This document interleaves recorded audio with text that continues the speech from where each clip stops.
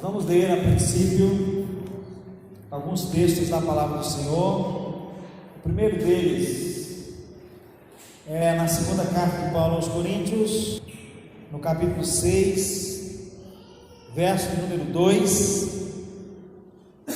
Segunda carta de Paulo aos Coríntios, capítulo 6, verso 2, onde nós lemos assim, o apóstolo Paulo escrevendo: ouvi-te em tempo aceitável e socorri-te no dia da salvação.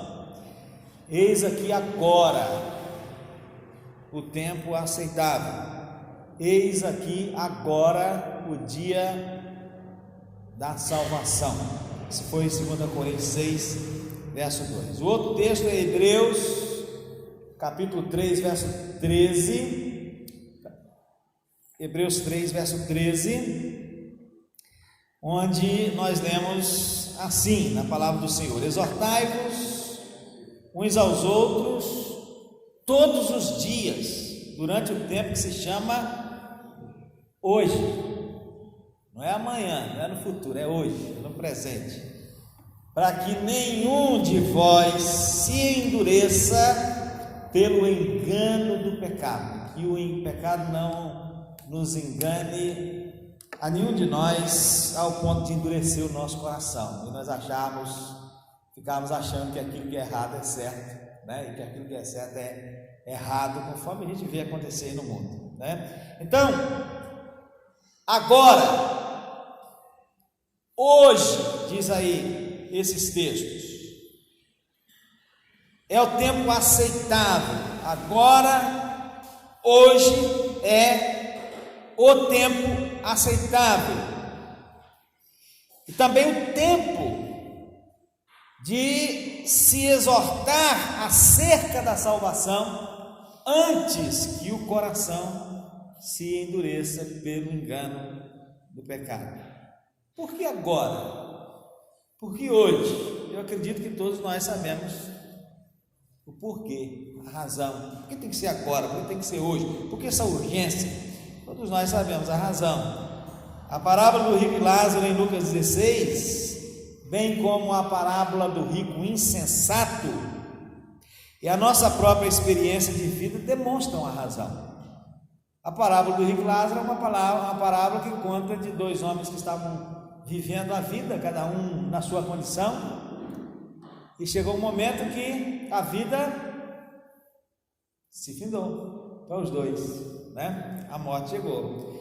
A parábola do rico insensato, Lucas 12, também diz a mesma coisa. Alguém estava pensando em si mesmo, como ele iria curtir as suas riquezas, curtir a sua vida com toda aquela riqueza que ele havia ajuntado, e aí vem a voz de Deus e diz para ele assim: você é um louco, porque esta noite te pediram a tua alma. Vai viver nada, não vai nem destruir os celeiros e construir outros maiores, porque esta noite pediram a tua alma, e aquilo que você tem preparado para quem será. E a nossa própria experiência de vida demonstra então qual é a razão dessa urgência, né? De ter que ser agora, de ter que ser hoje, porque amanhã a gente não sabe se a gente vai estar aqui. Então tem que ser agora, tem que ser hoje. Agora vamos ver a história de um homem que não perdeu tempo quando a oportunidade passou diante dele. Está lá em Lucas 18. Lucas 18, a partir do verso 35. Uma parábola muito conhecida nossa, dos irmãos, né? Que diz assim: aconteceu que chegando ele, Jesus, né, perto de Jericó, estava um cego assentado junto ao caminho, mendigando. E ouvindo passar a multidão, perguntou o que era aquilo. E disseram-lhe que Jesus, o Nazareno, estava passando. Então ele clamou: é Jesus que está passando? Então ele clamou, dizendo: Jesus, filho de Davi, tem misericórdia de mim. E os que iam passando repreendiam-no para que se calassem, mas ele não se calava, ele clamava ainda mais: filho de Davi, tem misericórdia de mim. Então Jesus, parando, mandou que o trouxessem, E chegando ele, perguntou-lhe, dizendo: que queres que eu te faça? E ele disse: Senhor, que eu veja. E Jesus lhe disse: vê, a tua fé te salvou. E logo viu e seguia a Jesus, glorificando a Deus. E todo o povo, vendo isso, dava louvores a Deus. E olhando, meus irmãos, para estes textos, todos os que lemos desde o início até agora, especialmente esse último do cego de Jericó, então eu quero pensar com os irmãos, refletir com os irmãos em quatro coisas. A primeira delas é a nossa condição diante de Deus como pecadores. A nossa condição diante de Deus como pecadores. A segunda coisa é, eu quero pensar na oportunidade que Jesus nos oferece de mudar essa condição. A terceira coisa que eu quero pensar é nas oposições que sobrevêm àqueles que querem aproveitar essa oportunidade. A oposição vem, o diabo tenta não deixar, impedir, e depois pensar na atitude diante destas oposições. Então vamos lá, vamos à primeira consideração, que é a consideração da condição. Aí no texto, meus irmãos, do cego da cidade de Jericó, nós vemos a condição, ilustra para nós qual é a nossa condição diante de Deus como pecadores. E qual é a nossa condição diante de Deus como pecadores? É a mesma condição, no caso do cego de Jericó, uma condição física, mas espiritualmente é a mesma condição dele, cego e mendigo. Essa é a nossa condição diante de Deus como pecadores. Essa era a condição desse homem lá de Jericó, sobre o qual nós acabamos de ler. Eu não sei quantos irmãos conseguem, têm a capacidade, já pararam para tentar, para fazer isso, imaginar ou se imaginar vivendo numa situação como essa, cego, assentado lá na beira do caminho, com a mão estendida para receber uma esmola de alguém. Hoje nós vivemos em tempos modernos, e algumas situações ou condições, como a do cego, por exemplo, é bem mais fácil de se viver hoje do que antigamente. Mas mesmo assim nós damos muitas graças a Deus quando tudo em nosso corpo funciona perfeitamente, como deveria funcionar. Porque qualquer coisa que não funciona direito perturba, Quando o nosso sistema imunológico não funciona do jeito que a gente gostaria que funcionasse, e vem uma gripe, e essa gripe fica forte, incomoda bastante. Eu estou falando disso porque nós estamos vivendo o contexto aí, muitos irmãos ficaram gripados, eu fiquei gripado lá em casa, tive que tomar uma Bezetacil ali na maternidade, perturba a gente, tira o equilíbrio da gente. No texto, meus irmãos, nós temos um homem cego, e esse homem, além de sua história servir para a exaltação do poder do nosso Senhor Jesus, porque o poder de Jesus foi exaltado ali, na situação daquele homem, que Jesus passou, curou, o poder dele foi exaltado. Serve também ele, a sua condição, serve de uma figura da nossa situação sem Cristo, ou da situação do homem sem Cristo, que é a mesma situação, a mesma condição, em sentido espiritual, que é a condição de cego e de mendigo. Aí eu explico, por que cego? É cego, por que é cego? É cego porque os olhos ainda não foram abertos.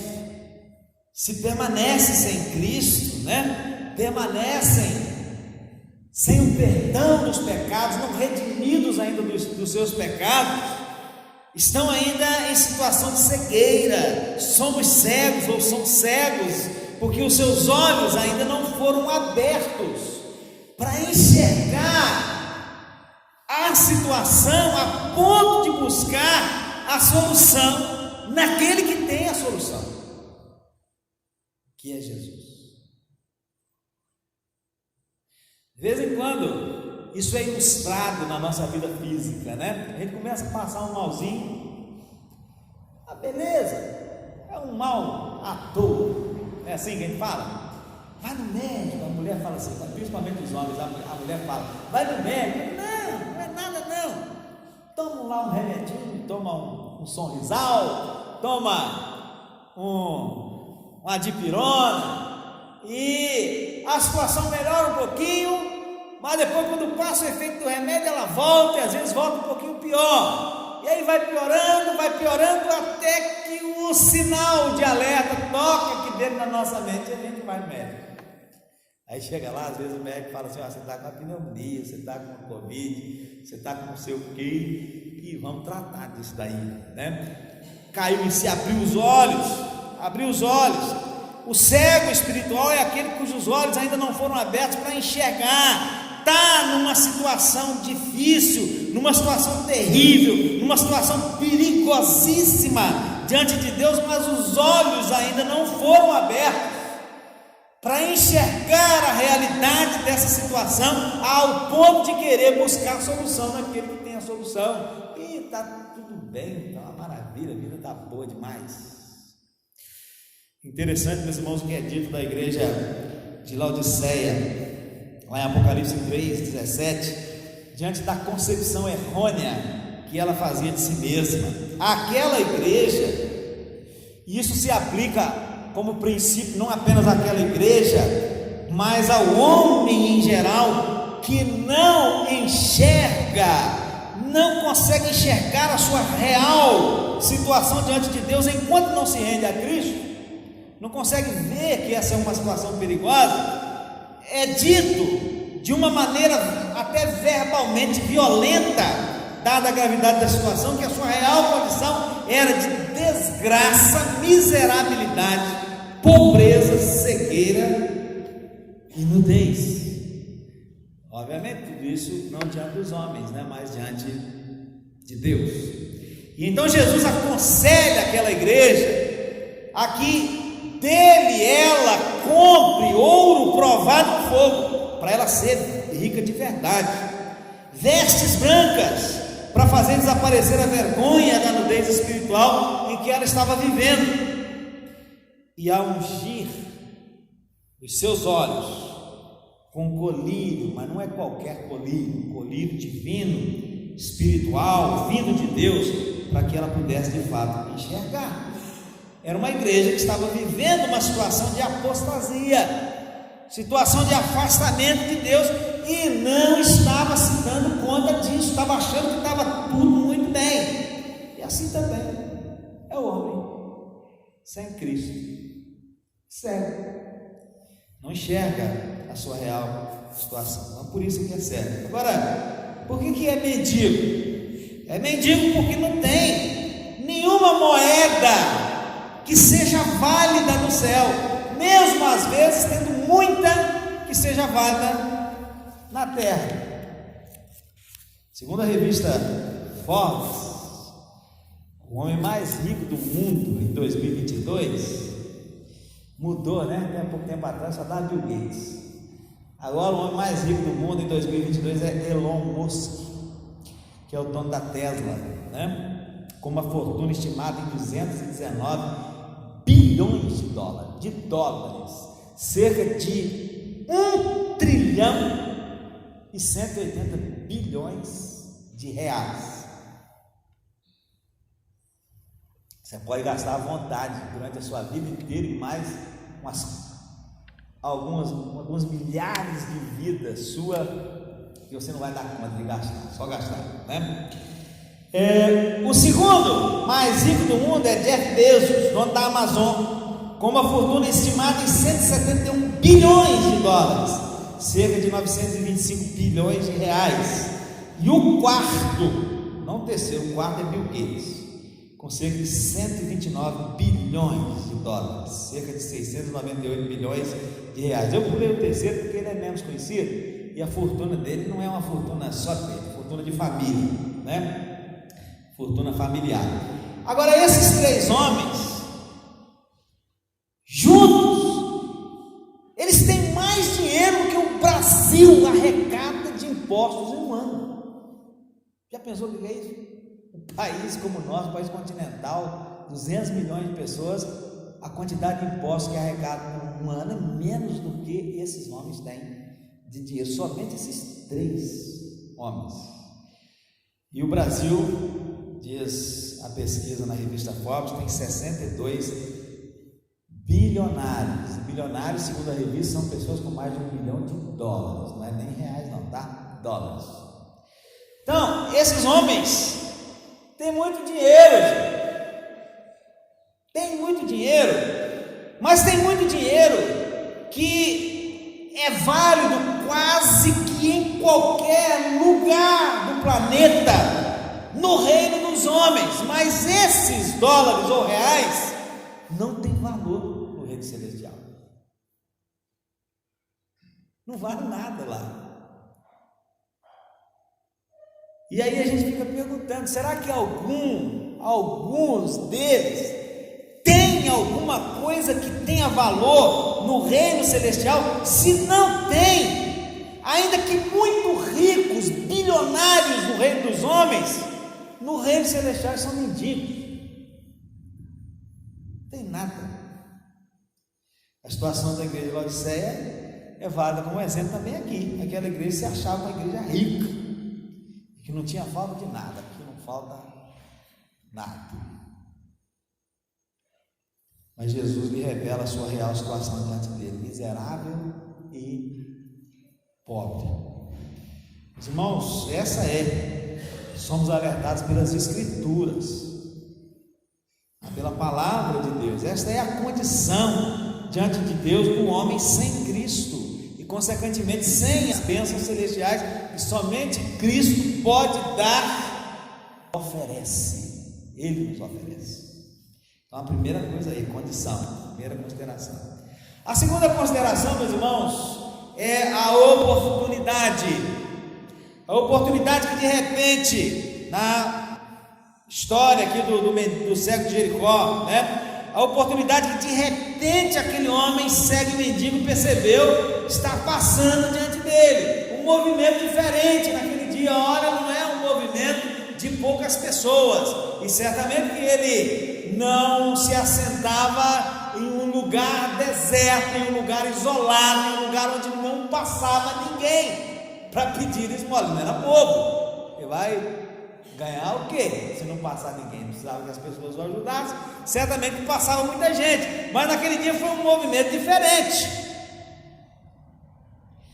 E ele percebeu que era um movimento diferente, e ele perguntou: o que está acontecendo? É muita gente que está passando por aqui, porque é Jesus o Nazareno que está passando. Ele era cego, né? Condição esta que o levou à condição de mendigo, e agora ali, diante dele, estava passando aquele que, por onde ia, curava os enfermos de todas e quaisquer enfermidades, inclusive a cegueira. Já pensou? Tirou a sorte grande naquele dia, né? Entre aspas, ganhou na loteria, entre aspas. Lá em Cafarnaum, meus irmãos, Jesus havia expulsado demônio quando a sogra de Pedro, e curado, né? Quando não, e curado. Ele havia expulsado demônios e havia curado a sogra de Pedro e diversos outros enfermos. Em outro lugar, Jesus curou leprosos.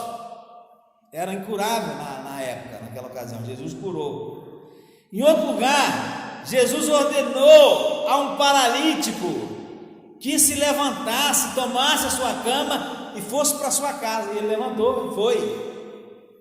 Em outro lugar, Jesus tornou sã a mão ressequida de um homem. Já tive a ocasião de pregar aqui nesse texto para os irmãos e de considerar para os irmãos que talvez aquele homem nem esperasse e nem quisesse, nem estivesse buscando que a sua mão fosse curada. Era um problema muito menor do que os problemas que as pessoas tinham naquela ocasião, e talvez ele já estivesse bem acostumado, bem adaptado com aquela situação. Mas Jesus restitui aquela mão e ela fica sã como a outra. E em outros lugares, Jesus curou o servo de um centurião romano, ressuscitou o filho de uma viúva, ressuscitou a filha de Jairo, instantes depois de libertar a mulher que tinha um fluxo de sangue, que a perturbava já por 12 anos. Até peixes Jesus fez que viessem para encher as redes dos pescadores, frustrados por terem trabalhado a noite inteira sem haverem pego nada. Então é esse que estava passando ali naquele dia, aquele que realiza milagres extraordinários, realizou e realiza ainda hoje. E talvez o cego tivesse tomado conhecimento de alguns desses milagres, então, percebendo a oportunidade que estava passando diante dele, ele não perdeu tempo, ele começou a clamar: Jesus, filho de Davi, tenha compaixão de mim. Eu acredito que qualquer um de nós que estivesse na mesma situação que ele também faria a mesma coisa, clamaríamos também. Sou cego, estou mendigando, Jesus, aquele que cura todo mundo, né? Está passando por aqui, eu vou gritar: eu quero dinheiro, desse daí eu não quero, não é dinheiro não é ouro, não é prata, eu quero ser curado dessa cegueira, né? Tem compaixão de mim. Nós também faríamos a mesma coisa. Tem oportunidades, meus irmãos, que nós não podemos deixar passar de forma alguma, e esta era para ele uma dessas oportunidades. Mas em nossa reflexão, meus irmãos, nós temos considerado o fato de que a situação daquele homem serve de figura da situação diante de Deus do homem sem Cristo. A situação em que ele se encontrava é espiritualmente a nossa situação se nós estamos sem Cristo. Entretanto, a oportunidade que ele teve é também a mesma que nós temos tido várias vezes no decorrer da nossa existência, porque sempre que nós lemos ou ouvimos o Evangelho, Jesus está passando diante de nós, oferecendo-nos a oportunidade de clamarmos a Ele e de sermos livres da nossa situação de miséria, de cegueira, de mendicância espiritual. Agora mesmo, quando nós estamos a tecer essas considerações aqui, Jesus está passando através da sua palavra. Se nós clamarmos a Ele, que seja um clamor apenas no nosso coração, Ele nos ouvirá. Ele está aqui no meio de nós, cada um de nós. Aquele mendigo e cego não perdeu, cego e mendigo, né, não perdeu a oportunidade. E nós, quantas oportunidades nós temos perdidos? Até quando nós vamos continuar perdendo as oportunidades que Jesus tem nos dado? Olha, um dia pode ser tarde demais. Um dia poderá ser tarde demais. Os outros textos que nós lemos inicialmente nos dão conta que hoje é o tempo propício para nós clamarmos a Jesus. É hoje, não é amanhã não. Hoje. Disse que as últimas palavras escritas no diário de Walter Scott, o pessoal norte-americano tem um costume assim de escrever diário. Não, o brasileiro não tem muito costume não, né? Alguns têm, outros não. Mas o americano, principalmente antigamente, o pessoal escrevia muito diário, as histórias do seu dia a dia. E Walter Scott ele escreveu um diário, e as últimas palavras que ele escreveu lá no seu diário foi a seguinte: amanhã nós deveremos, colocou ali algumas coisas. Amanhã, terminou o dia, né? Hoje, por exemplo, daqui a pouco nós vamos para casa, você pega lá o seu diário, ou a sua agenda, talvez não seja um diário, porque o diário é uma coisa que a gente vai guardando e vai contando a nossa história. Às vezes é só uma agenda, aquilo que a gente quer fazer. Eu tenho a minha agenda, amanhã está tudo escrito lá já, amanhã, segunda-feira, que hora que eu vou acordar, meu culto pessoal diário, o que eu vou fazer durante o dia, o que eu vou fazer tal hora, o que eu tenho para fazer. a previsão de que alguma mudança possa acontecer, e vai acontecer, porque já estou sabendo que vão receber visita amanhã, então tem lá. Então ele escreveu: amanhã nós deveremos, só que não houve amanhã para ele morreu, ficaram aquelas palavras lá no seu diário, ele morreu com a intenção de realizar alguns objetivos, mas estes não foram alcançados por ele. Então por isso, é hoje, é agora, não é amanhã. Jesus está passando, não pode perder a oportunidade. Você já pensou se o mendigo, Jesus está passando, mas eu já estou aqui há tanto tempo, estou cansado, mais tarde eu vou clamar para ele. Jesus tinha ido embora e ele ficaria sem a sua bênção. Então, a oportunidade é agora, é hoje, né? A terceira coisa, meus irmãos, terceira consideração é a oposição, porque no texto aí do cego, nós vemos que quando ele começa a clamar a Jesus, ele sofre oposição, tentativa de impedi-lo de continuar clamando, buscando a Jesus. E o interessante é que essa oposição veio da parte dos próprios discípulos de Jesus. Fosse hoje, eu diria assim, da própria igreja, né? E a intenção era boa. É sempre boa a intenção, né? Fica quieto aí, Jesus está falando alguma coisa, para de clamar. A intenção era boa, para não perturbar Jesus, para não atrapalhar a missão de Jesus. Imagine você passando, né, com um grande grupo de pessoas em volta, você ensinando essas pessoas, falando alguma coisa para essas pessoas, e alguém começa a gritar feito um louco. Você vai fazer igual o Roberto Carlos, né? Cala a boca. Viram aí? A Bíblia gosta de colocar algumas coisas isoladas, mas a gente não mostra lá o contexto, por que mandou a pessoa ali calar a boca. Estava gritando lá, né? Umas coisas.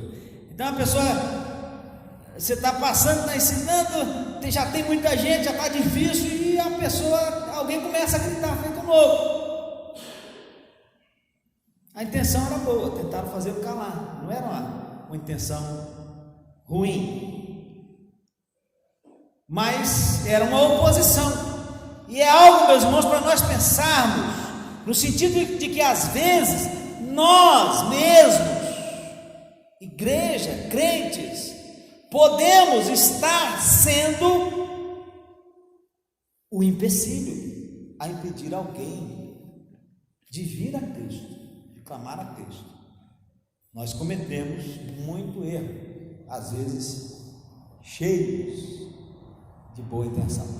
Temos que tomar cuidado com isso. Conta-se que um organista da igreja estava tocando uma peça de Felix Mendelssohn, mas não estava tocando bem não, e ficou frustrado. E frustrado, ele pegou a sua partitura e resolveu sair, não conseguia tocar.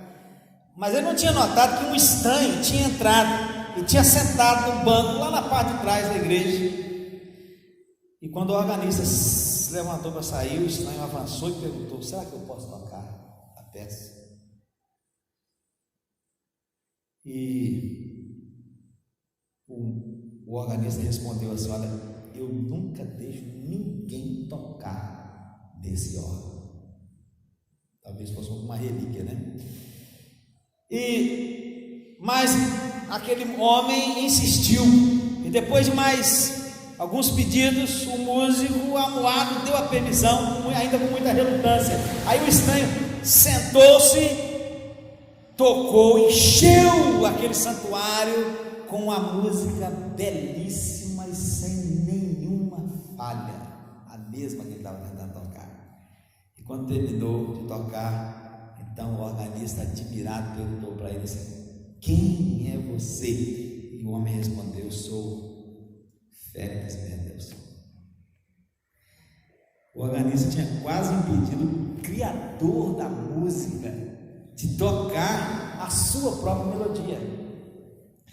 E há momentos, meus irmãos, em que nós também tentamos tocar as cordas da nossa própria vida e impedimos o nosso Criador de criar música bela em nós. Tal como aquele teimoso organista, nós apenas tiramos as nossas mãos das teclas da nossa vida com muita relutância. Mas se a gente fizer isso, meus irmãos, Deus vai fazer coisa maravilhosa na nossa vida. Então a gente às vezes é oposição, nós não somos, até na nossa própria vida, e às vezes cheios de boa intenção, né? E também algo para nós pensarmos, meus irmãos, no sentido de que quando nós clamamos a Jesus, a oposição virá. Quando nós clamamos a Jesus, a oposição virá.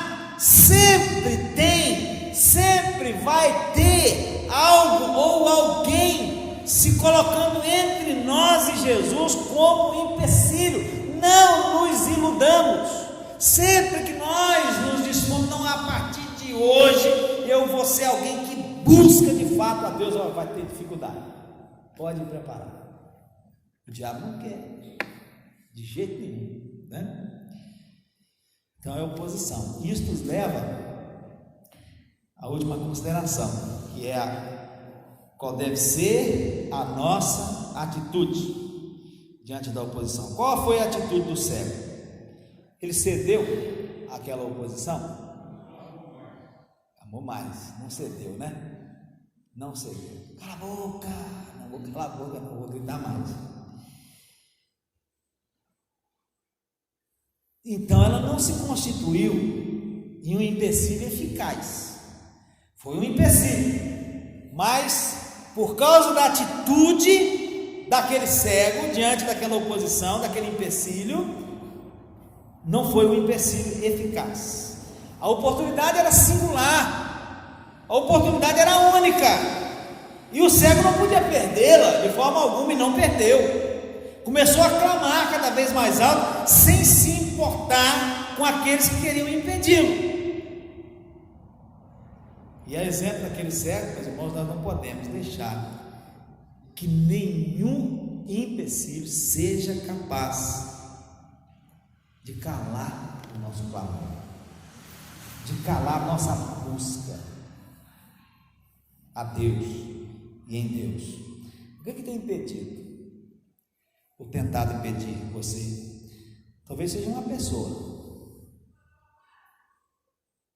A gente não obedece a palavra, né? A palavra, se a gente obedecesse, a palavra diz assim, diz para a gente olhar só para Jesus, né? Seguir pacientemente a nossa carreira olhando para Jesus, mas não obedece, fica olhando, aí a pessoa impede. Talvez seja uma pessoa, talvez seja algo de que você goste muito e sabe que terá que deixar por não ser condizente com a vida cristã. Tem muita gente que não vai adiante, tem vontade, tem desejo, mas vai ter que deixar, tem que parar de fazer isso. Gosta, né? Talvez seja algo assim. Deixa eu contar uma história. Diz que um jaburu é o tuiuiu, né? Tuiuiu é mais bonito, né? Mas o negócio é um jaburu mesmo. Ele estava caçando caramujos, e gosta de comer caramujos, à beira de um lago. E aí, quando ele estava ali caçando caramujos, ele viu uma ave belíssima descer das alturas. Quem é você? Perguntou o jaburu. Eu sou um cisne, respondeu a ave. E de onde você está vindo? Estou vindo do céu. E como é o céu? Perguntou o jaburu. Aí o cisne fez uma majestosa descrição do céu, com as suas ruas de ouro, com seus rios de cristal. O jaburu estava ouvindo. Depois que ele ouviu, tem rua de ouro, tem rios de cristal, tem tudo. Ele perguntou assim: e lá no céu tem caramujos? Não, replicou o cisne. Caramujo não. Então não me interessa, disse o jaburu. O que eu gosto mesmo é de caramujos. Eu acredito, meus irmãos, que essa seja uma boa história para exemplificar o que muitos têm feito em relação à oportunidade que Cristo lhes oferece. Cristo está oferecendo. Nós estamos debaixo da longanimidade de Deus, diz a palavra. Se Jesus não voltou ainda, não consumiu todas as coisas, é porque nós estamos sob a sua longanimidade, porque Ele não quer que ninguém se perca. Mas muitos têm feito exatamente isso em relação à oportunidade que Cristo lhes oferece, têm deixado passar essas oportunidades por causa de coisas tão menores, tão insignificantes, tão passageiras. Espero que hoje todos nós pensemos bem, muito bem, e aproveitemos a oportunidade que Jesus está nos dando. Eu quero terminar com outra história. O vendedor ambulante bate a porta da casa e vai dizendo: minha senhora, eu tenho aqui linhas, agulhas, alfinetes, presilhas, zíperes, grampos, pentes, escovas. E foi falando mais coisas. A senhora responde: não preciso de nada disso, porque eu já tenho todas essas coisas. E aí então aquele moço diz assim: então que tal comprar esse livro de orações para a senhora agradecer a Deus porque nada lhe falta. É isso aí. Se você já aproveitou a oportunidade, já recebeu a bênção que Jesus oferece, então viva a expressar em palavras e ações a sua gratidão pela bênção tão maravilhosa e tão grande que Ele lhe deu.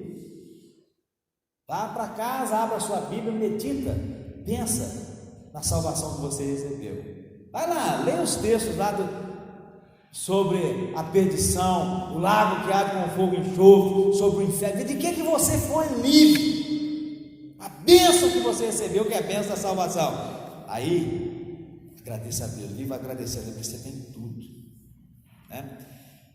Você recebeu uma bênção maravilhosa, uma bênção grandiosa, mas se você ainda não recebeu essa bênção, é bom que não deixe passar a oportunidade, porque essa pode ser a última oportunidade que você está tendo.